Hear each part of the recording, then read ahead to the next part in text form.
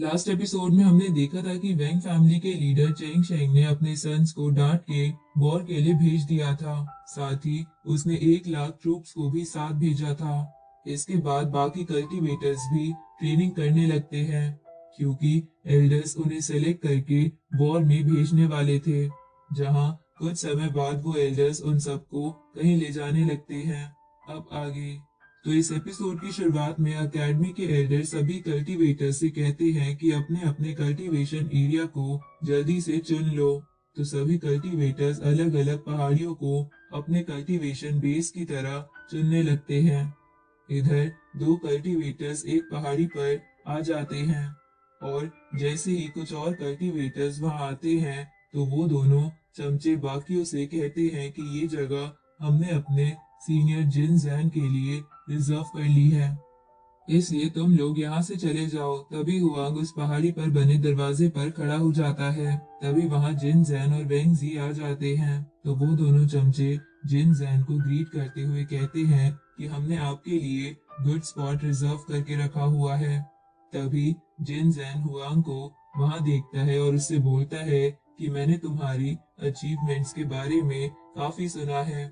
Future में हम दोनों compete जरूर करेंगे। इस पे एलेक्स उस पे हंसते हुए कहता है कि तुम्हें अगर compete करना है तो कर लो, ऐसे फ्यूचर में लड़ने का बहाना क्यों बना रहे हो? क्या तुम्हें लग रहा है कि तुम अभी हार जाओगे?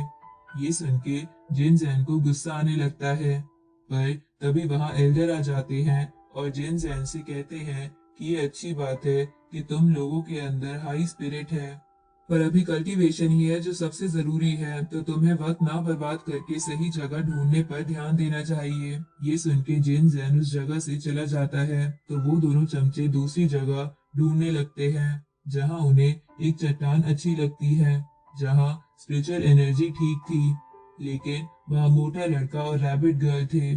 तो वो दोनों उन पे अटैक करने की कोशिश करते हैं, पर एलेक्स उन्हें दूर फेंक देता है। तभी एल्डर सबसे कहते हैं कि ये जगह एंशिएंट रेलिक रीजन है, जहाँ की स्पिरिचुअल पावर काफी अच्छी है, इसलिए तुम सब कल्टीवेशन करना शुरू कर दो। तो एलेक्स भी उस कॉफिन से मिले जेड स्टोन स्क्रिप्चर को समझने की कोशिश करने लगता है, जहाँ वो ऐसा करते हुए मन में बोलता है कि इसे समझने के लिए ही मुझे वॉइड डाउ लेवल पर पहुंचना पड़ा। पता नहीं एंशिएंट एरा के लोग कितने ताकतवर थे। अब एलेक्स उस स्क्रिप्चर को ओपन करता है, जिसकी वजह से वहां पर एनर्जी निकलती है और उनसे 3 ड्रैगन बन जाते हैं। ये देखकर एल्डर्स कहते हैं कि ये तो इमोर्टल स्क्रिप्चर है। इसे तो एंशिएंट इमोर्टल एरा के ग्रेट लोगों ने छोड़ा था। इसे पाने के लिए बड़ी फैमिलीज उत्सुक थी, पर ये किसी को नहीं मिला।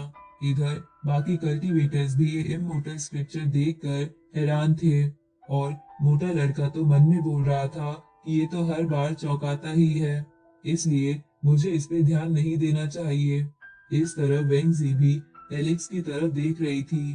तो एलेक्स भी उसे छेड़ते हुए कहता है कि किसने सोचा था कि एक दिन आप जैसी गॉडेस मुझे घूरेगी।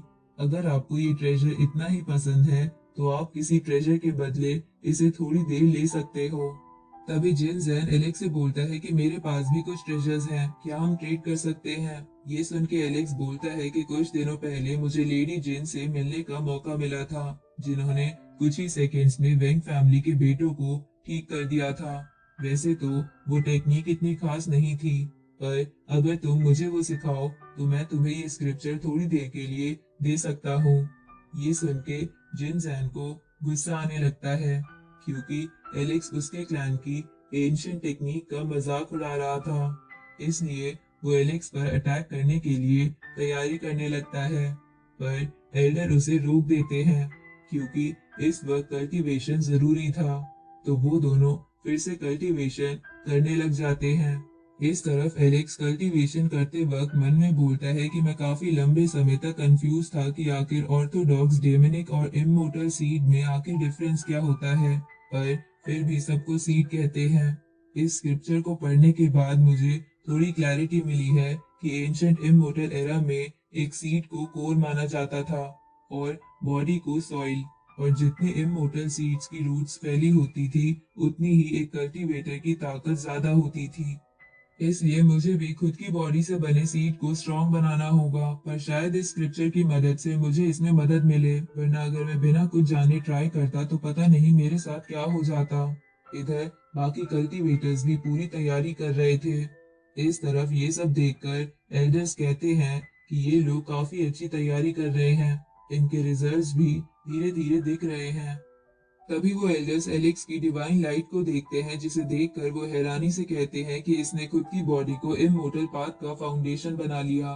तभी दूसरा एल्डर कहता है कि ये हर वो स्टेप लेता है जो आज तक किसी ने ना लिया हो। इधर वेंगजी को एलेक्स की कामयाबी से गुस्सा आ रहा था। तभी एलेक्स बोलता है कि ये स्क्रिप्चर मिस्टीरियस है, मैं इस बात पर अकेला नहीं चलना चाहता, बल्कि सबको ले जाना चाहता हूँ, क्योंकि वॉर बहुत नजदीक है, इसलिए सभी को ताकतवर बनना होगा। इसलिए एलेक्स उस स्क्रिप्चर के वर्ड्स को सभी को दिखाने लगता है, जिसे देखकर जिन जैन कहता है कि इस तरीके का ट्रेजर ये सबके साथ शेयर कर रहा है, क्या ये पागल हो चुका है। तभी बांसुरी वाला बंदा कहता है कि सच में हुआंग बहुत दूर का सोचता है। इस तरफ एलेक्स मन में बोलता है कि मैं होप करूंगा तुम लोग फ्यूचर में मेरे साथ हो। अब 1 साल बीत जाता है, जहां सभी कल्टीवेटर्स एल्डर के सामने आ जाते हैं। तभी एल्डर सबसे कहते हैं कि तुम्हारी डेडलाइन खत्म हो चुकी है और आज की रैंकिंग डिसाइड करेगी कि कौन से 100 लोग इस वर्ल्ड के बिहाफ पर फाइट करेंगे। अब एल्डर सबसे बोलते हैं कि जो भी बॉर्डर पर जाना चाहता है, आगे आकर अपनी स्ट्रेंथ शो करो। तभी आर्ट कमांडर सामने आकर कहता है कि सीनियर, मेरे फादर ने एंशिएंट इमोर्टल एरा में लड़ते हुए अपनी जान गंवाई थी। इस पे एल्डर कहते हैं कि लेकिन तुम्हारे फादर ने दुश्मनों की लाशें बिछा दी थी। इस पे आर्ट कमांडर कहता है कि मैं भी उनकी तरह बनके उस बैटल में दुश्मनों की लाशें बिछाना चाहता हूँ और यही मेरा मकसद है। तभी दूसरा कल्टीवेटर कहता है कि मैंने सुना है कि एंशिएंट इमोर्टल वॉर में एक इमोर्टल किंग धोखेबाजों की वजह से मरा था। इस पे एल्डर कहते हैं कि वो एक नहीं बल्कि दो थे, इमोर्टल किंग वुजहोंग और immortal king of six path of reincarnation, जो एंशिएंट इमोर्टल वॉर में अनडिफीटेड थे, पर वुक्लैंड ने अपनी धोखेबाजी से उन्हें मरवा दिया। इस पे वो कल्टीवेटर कहता है कि हाँ, बस उन इमोर्टल्स का बदला लेना ही मेरा मकसद है।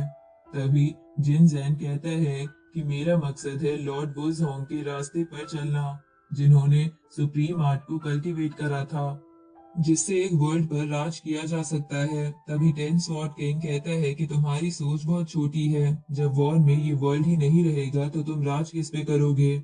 इसलिए मेरा मकसद है दुश्मनों के वर्ल्ड को सप्रेस करना। तभी डेविड कहता है कि मेरा मकसद है कि दुश्मनों को मेरी डबल प्यूपिल आई से खत्म करना। तभी चेस बोलता है कि हालांकि मैं अपने ब्रदर से ज्यादा ताकतवर नहीं हूँ, पर मेरा मकसद है अपनी फैमिली को प्रोटेक्ट करना। तभी मोटा लड़का कहता है कि एंशिएंट इमोर्टल वॉर में कई लोगों की कब्रें खुदी हैं और मेरे मास्टर ने कहा था कि मैं भी एक अच्छे मकसद के लिए शहीद होऊंगा। उसी वक्त रैबिट गर्ल भी कहती है कि जहां पर मोटा लड़का और एलेक्स जाएंगे, वहां तो मैं जाऊंगी ही। उसी वक्त जिन सैन का चमचा कहता है कि हुआंग 1 साल पहले तो बहुत उछल रहा था, अब स्ट्रेंथ शो करने की बारी आई तो वो डर के भाग गया। तभी आसमान में बहुत तेज रोशनी चमकती है, जिसके बीच से एलेक्स बाहर आता है। साथ ही उसके क्लोथ्स भी थोड़े गोल्डन हो गए थे, जिसे देखकर एल्डर्स कहते हैं कि इसने तो फिर से ट्रांसफॉर्मेशन कर लिया। तभी एलेक्स उस चमचे को डराते हुए बोलने लगता है। उसी वक्त उसे ग्रेट एल्डर और गॉड ब्लू की बात याद आती है कि तुम अगर वॉर में लड़े तो तुम्हें अपने बाल सफेद होने तक लड़ना होगा, तुम्हारे खून का हर कतरा बह जाएगा, पर आखिर में तुम बस अकेले रह जाओगे। अब एलेक्स सबसे कहता है कि मेरा मकसद है पास्ट, प्रेजेंट और फ्यूचर के सभी एनिमीज को खत्म कर देना। ये सुन के सबका जोश बहुत बढ़ जाता है। तभी एल्डर उनमें से 100 कल्टीवेटर्स को चुन के एक टेलीपोर्टेशन एरे पर चढ़ने को कहते हैं और उन्हें एम्परर बॉर्डर पे ले आते हैं, जहां पर बहुत ज्यादा कॉफिन्स को ले जाया जा रहा था। तभी एल्डर्स उन कल्टीवेटर से कहते हैं कि ये तो वो लोग हैं जिनकी बॉडी मिल गई है और कुछ की तो बॉडी ही नहीं मिली है। ये सुन के एलेक्स को गुस्सा आने लगता है। साथ ही बाकी कल्टीवेटर्स को बहुत दुख हो रहा था। तभी एलेक्स वहां एक बड़े से ट्री को देखता है और वो उसके बारे में एक एल्डर से पूछता है, जो उसे बताते हैं कि एक एंसेस्टर का बॉडी का पार्ट है जो एंशिएंट एरा में से सबसे स्ट्रॉन्गेस्ट थी और ग्रेटेस्ट इमोर्टल ट्री थी जो वॉर में मारी गई। और इस ट्री पर दिख रही लाइटनिंग फॉरेन डोमेन की ताकत है। ये सुन के एलेक्स को वॉर ल्यू की याद आने लगती है। तभी वो एल्डर कहता है कि ऐसी कहानियां हैं कि उन्होंने अकेले ही दूसरे वर्ल्ड में घुस के तबाही मचा दी थी और डीमन गॉड्स को डरा दिया था। लेकिन एंशिएंट वॉर्स के खत्म होते होते वो या तो मर गई या कहीं चली गई। लेकिन लोग कहते हैं कि उन्होंने अपने एक सिपाही को यहाँ छोड़ दिया और वो फ्यूचर में जरूर लौटेंगी। ये सब कुछ एलेक्स को गॉड ल्यू की कहानी लग रही थी। तभी एल्डर सबसे कहते हैं कि हम थोड़ी देर में निकलेंगे, इसलिए सभी अपनी अपनी फैमिली के लोगों से मिल लो। तो वहाँ अलग अलग फैमिली के लोग अपने जीनियस से मिलने आने लगते हैं। तभी मोटा लड़का कहता है कि लगता है मेरे मास्टर कहीं सो रहे होंगे। इधर वेंग फैमिली का एक एंसेस्टर आता है और वेंग जी के पास जाता है। तो वेंगजी अपने एंसेस्टर को ग्रीट करती है। तभी वो एंसेस्टर जिन जैन से कहता है कि तुम सच में बहुत ताकतवर हो। हमने वेंगजी का हाथ तुम्हें देकर काफी अच्छा किया है। तभी वो एल्डर एलेक्स और उसके भाइयों की तरफ देखकर कहता है कि लगता है सी क्लैन से कोई मिलने नहीं आया है और आखिर आएगा भी क्यों। आखिर सी क्लैन के पापी खून वाले लोग किसी को अपना मुंह कैसे दिखाएंगे। तभी जेस उसे कहता है कि तुम किस बेसिस पर कह सकते हो कि हमारे क्लैन के लोगों का खून गंदा है। इस पे वो एंसेस्टर कहता है कि जो चीज प्रूव हो चुकी है उसे दोबारा प्रूव करने की जरूरत नहीं है। तुम्हारे क्लैन ने पास्ट में ऐसे ऐसे काम करे हैं जिसे माफ नहीं करा जा सकता। तभी एलेक्स जेस को बोलता है कि तुम इससे क्यों बात कर रहे हो, पता नहीं ये वेंग फैमिली से है जिनके खुद के लीडर ने इन्हें धमकाकर वॉर पर लड़ने के लिए भेजा है। तभी डेविड भी उस एंसेस्टर का मजाक उड़ाते हुए कहता है कि तुम दूसरों का मजाक उड़ाने वाले कौन होते हो। इस पे वो एंसेस्टर गुस्से में बोलता है कि तुम क्या नॉनसेंस बात कर रहे हो, सभी को तुम्हारे क्लैन के कारनामे पता है। तभी एक जिन फैमिली का पर्सन भी उसका साथ देने लगता है। उसी वक्त एक और पर्सन बोलता है कि तुम जैसे लोगों को तो पहले ही खत्म कर देना चाहिए था। ये सुन के एलेक्स को गुस्सा आने लगता है। तो वो एल्डर कहता है कि तुम कुछ फॉरेन वर्ल्ड के डीमंस को हरा के जीनियस बन रहे हो, तुम्हें मैं अच्छे से सबक सिखा सकता हूँ। तुम्हें अगर मेरी बातों से इतनी ही चिढ़ मच रही है तो अपने सर नेम को बदल लो। तभी जेस को भी गुस्सा आने लगता है। उसी वक्त मोटा लड़का उससे कहता है कि इन लोगों को कहने दो जो कह रहे हैं, मैं भी अपनी फैमिली के इतना क्लोज नहीं हूँ जिसकी वजह से कोई भी मुझे वेलकम नहीं करता। तभी वो एंसेस्टर बोलता है कि तुम लोगों को कोई वेलकम नहीं करेगा, ऊपर से ग्रेट एल्डर मेंग तियान जेंग भी वॉर में बिजी है, तो तुमसे कोई मिलने नहीं आएगा। तभी वहां एक लड़की आते हुए कहती है कि मैं करूंगी इन्हें वेलकम। अब इसी के साथ ये एपिसोड यही खत्म होता है।